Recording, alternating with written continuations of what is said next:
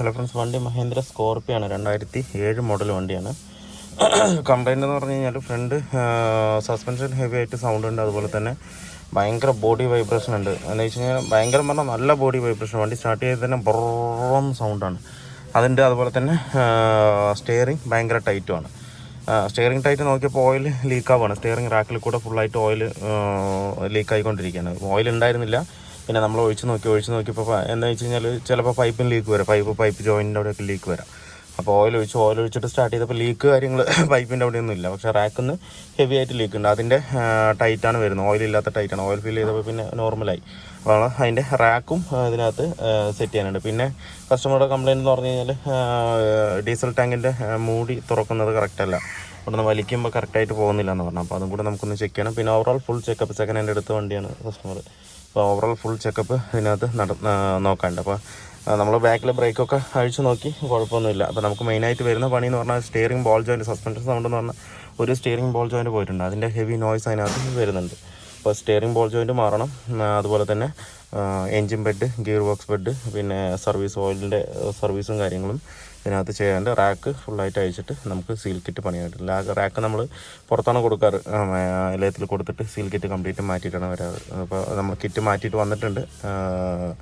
Rack പണിത് എത്തിയിട്ടുണ്ട്. ഇനിയിപ്പോൾ നമുക്കെല്ലാം അതിനകത്തൊന്ന് സെറ്റ് ചെയ്യണം. അപ്പോൾ ഇതാണ് സ്റ്റിയറിംഗ് റാക്ക് കംപ്ലീറ്റ് ആയിട്ട് പണിത് സെറ്റാക്കിയിട്ടുണ്ട്. സീൽ കിറ്റ് കാര്യങ്ങളെല്ലാം മാറ്റിയിട്ട് സെറ്റാക്കിയിട്ടുണ്ട്. ഇനിയിപ്പോൾ നമ്മൾ ഇതിനകത്ത് കയറ്റി. അതുപോലെ മൗണ്ട് കംപ്ലീറ്റ് ആയിട്ട് പൊട്ടിയിരിക്കുകയാണ്. ഞാൻ അഴിച്ചിട്ട് ഞാൻ കാണിച്ചു തരാം. മൗണ്ട് രണ്ട് സൈഡും നല്ലോണം പൊട്ടിയിട്ടുണ്ടെന്ന് പറഞ്ഞു കഴിഞ്ഞാൽ ആ ബോൾട്ട് വരുന്ന ഭാഗം കംപ്ലീറ്റ് ആയിട്ട് മെറ്റൽ ടു മെറ്റൽ കോണ്ടാക്റ്റ് ആണ് തമ്മിൽ. ഇങ്ങനെ ആകുമ്പോൾ എഞ്ചിൻ്റെ വൈബ്രേഷൻ കംപ്ലീറ്റ് ആയിട്ട് നമുക്ക് ബോഡിയിലേക്ക് വരും. മൗണ്ട് കംപ്ലീറ്റ് ആയിട്ട് ഇതിനകത്ത് പോയത് തന്നെയാണ്. അപ്പോൾ എന്തായാലും നമ്മൾ മൗണ്ട് മാറ്റുമ്പോൾ ആ സൗണ്ട് പൂർണ്ണമായിട്ടും നിൽക്കും. പിന്നെ വേറെ പ്രത്യേകിച്ച് കംപ്ലൈൻ്റ് ഒന്നും ഇല്ല. ബ്രേക്ക് കാര്യങ്ങളൊക്കെ നമ്മൾ അഴിച്ച് സെറ്റ് ചെയ്ത് ഗ്രീസ് ചെയ്ത് കറക്റ്റ് ചെയ്ത് സെറ്റാക്കിയിട്ടുണ്ട്. ഇനിയിപ്പോൾ ഗിയർ ബോക്സ് മൗണ്ടും മാറണം. അതുപോലെ തന്നെ എൻജിൻ മൗണ്ടും മാറണം. വേറെ കംപ്ലൈൻറ്റ് എന്ന് പറയാനായിട്ട് ലീക്കോ കാര്യങ്ങളോ ഒന്നുമില്ല. എന്താ വെച്ച് കഴിഞ്ഞാൽ ഫുള്ളായിട്ട് വാട്ടർ വാഷിങ് ചെയ്തിട്ടുണ്ട്. അതുകൊണ്ട് ലീക്ക് കാര്യങ്ങളൊന്നും നമുക്ക് കറക്റ്റായിട്ട് അറിയില്ല. സെക്കൻഡ് ഹാൻഡ് ഇപ്പോൾ എടുത്തിട്ട് വന്നതാണ്. പിന്നെ എപ്പോഴും കൊടുക്കുന്നവർ നീറ്റായിട്ട് എഞ്ചിൻ റൂമൊക്കെ വാഷ് ചെയ്തിട്ട് കൊടുക്കും. അത് നമുക്ക് ലീക്കും കാര്യങ്ങളും അറിയില്ല. ഇതിൽ പക്കയായിട്ട് വാഷ് ചെയ്തിട്ടുണ്ട്. ഡീസൽ വാഷ് പോലെ ചെയ്തിട്ടുണ്ട്. അലുമിനിയത്തിലൊക്കെ കറക്റ്റായിട്ട് നമുക്ക് അറിയാൻ പറ്റുന്നുണ്ട്. പിന്നെ അതുപോലെ പുള്ളിങ്ങിൻ്റെ ഒരു ചെറിയൊരു ഇഷ്യൂ പറയേണ്ടത്, അത് നമുക്ക് ഇതിൻ്റെ എയർ ഫിൽറ്റർ മാറണം. അതുപോലെ എയർ ഫ്ലോ സെൻസർ അഴിച്ചൊന്ന് ക്ലീൻ ചെയ്യണം. ഇതിൻ്റെ എയർ ഫിൽറ്റർ എന്ന് പറഞ്ഞാൽ മഹീന്ദ്രയുടെ വരുന്ന വണ്ടികൾക്കൊക്കെ എയർ ഫിൽറ്റർ എന്ന് പറഞ്ഞു കഴിഞ്ഞാൽ ഓയിൽ ടിപ്പാണ്. അത് പൊടിഞ്ഞിട്ട് നേരെ എയർ ഫ്ലോ സെൻസറിൻ്റെ ഉള്ളിലേക്ക് കയറി കഴിഞ്ഞ് കഴിഞ്ഞാൽ പിന്നെ ഒട്ടും തന്നെ പുള്ളിങ് ഉണ്ടാവില്ല. അങ്ങനെ അടഞ്ഞ് നിൽക്കുന്ന പോലെ നമുക്ക് തോന്നും. അപ്പോൾ എന്തായാലും മെയിനായിട്ട് 10,000 കിലോമീറ്ററിൽ നമുക്ക് എയർ ഫിൽറ്റർ നോക്കണം. സ്കോർപ്പിയോ ആയാലും ശരി, മഹീന്ദ്രയുടെ ഏത് വണ്ടിയാണെങ്കിലും ശരി, എയർ ഫിൽറ്റർ മസ്റ്റായിട്ട് പക്കയായിട്ട് നോക്കണം. നോക്കിയാൽ അത് ക്ലിയർ ആവുള്ളൂ. ഇല്ലാന്നുണ്ടെങ്കിൽ നമ്മൾ ഓടിക്കൊണ്ടിരിക്കുമ്പോൾ തന്നെ അത് പൊടിഞ്ഞിട്ട് നേരെ എയർ ഫ്ലോ സെൻസറിൽ കയറി കഴിഞ്ഞാൽ ഫുള്ള് ബ്ലോക്കാവും. പിന്നെ വണ്ടി നീങ്ങാനോ പുള്ളിങ്ങേ ഉണ്ടാവില്ല. അപ്പോൾ അത് എല്ലാ സർവീസിലും നമ്മൾ നോക്കിയിട്ട്, ചെറിയ കണ്ടീഷൻ മോശമാണെന്നുണ്ടെങ്കിൽ അത് മാറ്റി വിടുന്നതായിരിക്കും ബെറ്റർ. അപ്പോൾ എന്തായാലും നമുക്കിത്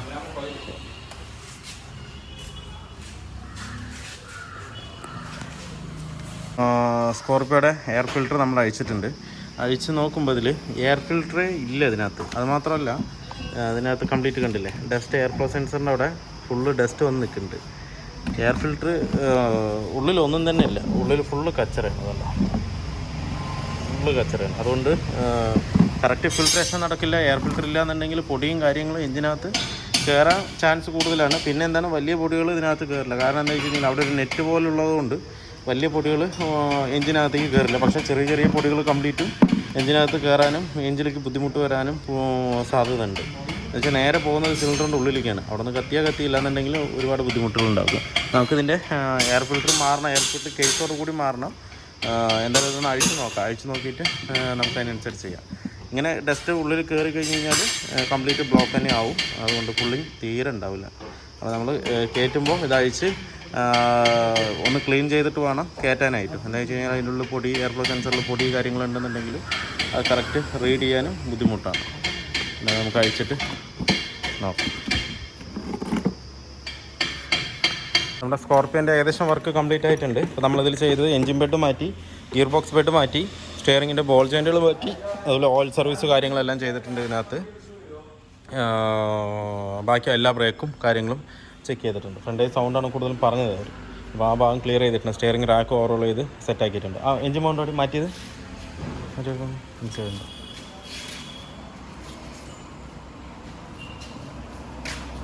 താഴേക്ക് ഇതാണ് ഗിയർ ബോക്സ് ബെഡ് വരുന്നത്, കണ്ടില്ലേ?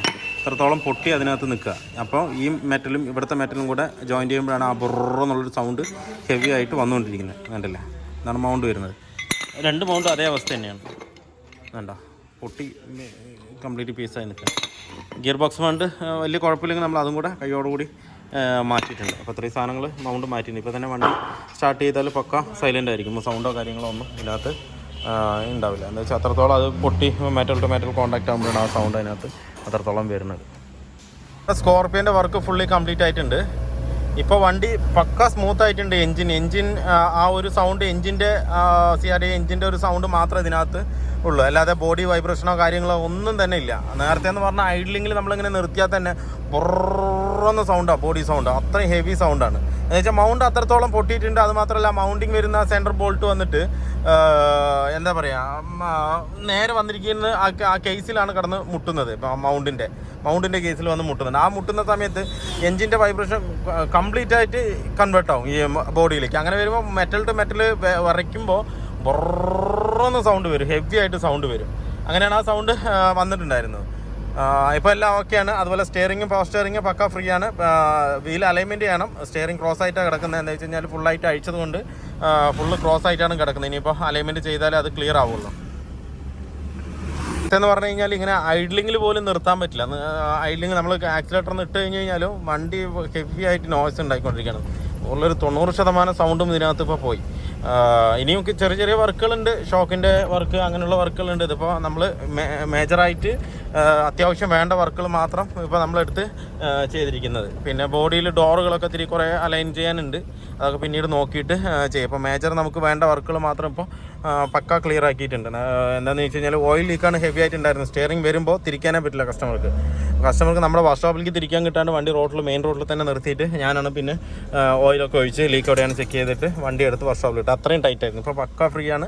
ഒരു കൈ കൊണ്ട് തന്നെ നമുക്ക് പക്കയായിട്ട് നമുക്ക് തിരിക്കാൻ പറ്റും. എന്ന് വെച്ചാൽ അത്രയും ലീക്ക് ആയതുകൊണ്ടാണത്, വേറെ ഒന്നുമല്ല. പിന്നെ വേറെ പൈപ്പിനോ കാര്യത്തിനോ ഒന്നും ലീക്കില്ല. നമ്മൾ ചെക്ക് ചെയ്തിട്ടാണ് സ്റ്റിയറിങ്ങിൻ്റെ റാക്ക് തന്നെ അഴിച്ചത്. സ്കോർപ്പിയോനെ കുറിച്ച് പറയുകയാണെന്നുണ്ടെങ്കിൽ പക്ക ഓഫ് റോഡ് 2 വീൽ ഡ്രൈവ് ആണെന്നുണ്ടെങ്കിലും നമുക്ക് ഓഫ് റോഡിലേക്ക് വിശ്വസിച്ച് കൊണ്ടുപോകാൻ പറ്റുന്ന ഒരു വണ്ടിയാണ് സ്കോർപ്പിയോ. ഭയങ്കര എഞ്ചിന് ഭയങ്കര ഒരു പവറാണ്. മഹീന്ദ്രയുടെ എഞ്ചിൻ എന്ന് പറഞ്ഞു കഴിഞ്ഞാൽ പൊതുവെ ഏതാണെന്നുണ്ടെങ്കിലും ഭയങ്കര ഒരു പവറാണ്. സ്കോർപ്പിയോ CRD എന്ന് പറയുമ്പോൾ നമുക്ക് ഓഫ് റോഡിലേക്ക് പക്കയായിട്ട് കൊണ്ടുപോകാൻ പറ്റിയ വണ്ടിയാണ് സ്കോർപ്പിയോ. അതുപോലെ തന്നെ നമുക്ക് ഇതിപ്പോൾ 2006 മോഡൽ വണ്ടിയാണെന്നുണ്ടെങ്കിലും 2006 2007 മോഡലാണ്. അങ്ങനെയാണെന്നുണ്ടെങ്കിൽ നമുക്ക് ഇതിൽ പോകുമ്പോൾ ഒരു ഗാംഭീര്യം നമുക്ക് ചിലപ്പോൾ വേറെ ഏത് വണ്ടിയിലും കിട്ടിയെന്ന് വരില്ല. എന്താണെന്ന് വെച്ച് കഴിഞ്ഞാൽ അത്രയൊരു ഒരു എന്തോ ഇളകി വരുന്നത് പോലുള്ളൊരു ഫീലിംഗാണ് ഈ സ്കോർപ്പിയോ. ഇപ്പോൾ ഓൾഡ് മോഡൽ, പുതിയ മോഡലിനൊക്കെ എന്തൊക്കെയോ വെട്ടിച്ചുരുക്കിയിട്ടുണ്ട്. പക്ഷേ എങ്കിൽ പഴയ മോഡലിന് ഭയങ്കര ഒരു ലുക്കാണ്. അപ്പോൾ എന്താ പറയുക, എന്തോ ഇളകി വരുന്നത് പോലെ അങ്ങനെ ഒരു മൊത്തത്തിലൊരു വരുന്ന മാതിരി ഫീലാവും നമുക്ക്. അതുപോലെ തന്നെ ഓഫ് റോഡിന് നമുക്ക് കൊണ്ടുപോകാൻ പറ്റിയ വണ്ടി തന്നെയാണ് സ്കോർപ്പിയോ എന്ന് പറയുന്നത്. അപ്പോൾ ഇനിയിപ്പോൾ പെൻഡിങ് ഉള്ളത് വീൽ അലൈൻമെൻറ്റ് മാത്രം ചെയ്താലേ നമുക്ക് കറക്റ്റായിട്ട് പക്കയായിട്ട് ഓടിക്കാൻ പറ്റുള്ളൂ. അപ്പോൾ കസ്റ്റമറുടെ അടുത്ത് പറഞ്ഞിട്ട് വീൽ അലൈൻമെൻറ്റ് ചെയ്തിട്ട് ഇവിടെ നിന്ന് വർക്ക്ഷോപ്പിൽ നിന്ന് ഗാരേജിൽ നിന്ന് കൊണ്ടുപോയി നേരെ വീൽ അലൈൻമെൻറ്റ് ചെയ്തിട്ട് വണ്ടി കസ്റ്റമർ കൊണ്ടുപോകാൻ പറ്റുള്ളൂ. അല്ലാതെ ഓടിക്കാനും ബുദ്ധിമുട്ട് തന്നെയാണ്. ഇപ്പോൾ സ്പീഡോമീറ്റർ വർക്ക് ചെയ്യുന്നില്ല, അതും കൂടെ ജസ്റ്റ് ഒന്ന് നോക്കണം. അപ്പോൾ വീഡിയോ എല്ലാവർക്കും ഇഷ്ടമുള്ള ലൈക്ക് ചെയ്യുക, ഷെയർ ചെയ്യുക, അതുപോലെ തന്നെ സബ്സ്ക്രൈബ് ചെയ്യാതെയാണ് വീഡിയോ കാണുന്നതെങ്കിലും സബ്സ്ക്രൈബ് ചെയ്ത് സപ്പോർട്ട് ചെയ്യുക. അപ്പോൾ മറ്റൊരു വീഡിയോയിലേക്ക് കാണുന്നവരെല്ലാവർക്കും ബൈ.